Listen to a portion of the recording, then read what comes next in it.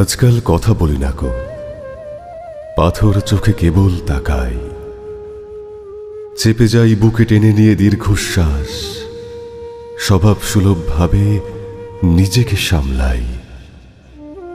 কষ্ট সামলাতেই জীবন পার, ফুসরত কই কথা বলার? কথা আছে, ভাষা আছে, বাচন ভঙ্গিটাও মন্দ নয়, তবুও লুকিয়ে রাখি কথার পাহাড়।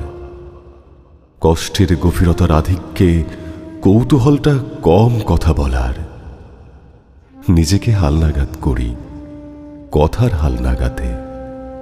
কষ্টগুলো যদিও বড্ড সেকেলে, কষ্টের বিনিময় করব, কষ্ট বদলাবো।